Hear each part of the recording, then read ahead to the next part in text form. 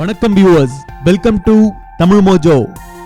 விண்வெளி வீரரான Neil Armstrong அவர்கள் சந்திரனில் இருந்து எடுத்து வந்த அரிய பொருட்கள் ஏலத்தில் விற்பனைக்கு வர உள்ளது. இதை பற்றின ஒரு சுவாரஸ்யமான வீடியோ தொகுப்பை தான் இப்பொழுது தமிழ் மோஜோவில் நாம் காண இருக்கிறோம்.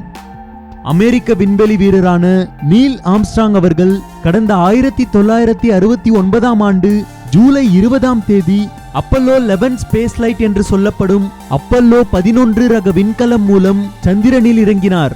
அவருடன் மற்றொரு விண்வெளி வீரரான பஸ் அல்ட்ரினும் சந்திரனுக்கு சென்றார்.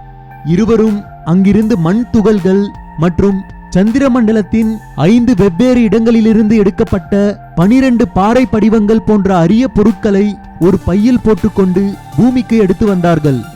கடந்த 48 ஆண்டுகளுக்கு முன்னர் சந்திரனிலிருந்து எடுத்து வரப்பட்ட பொருட்களும் ஆம்ஸ்ட்ராங் மற்றும் அல்ட்ரின் இருவரும் கையொப்பமிட்ட நினைவு சின்னங்களின் புகைப்படங்களும் வரும் ஜூலை மாதம் 20 நியூயார்க்கில் ஏலத்தில் விடப்படுகின்றது.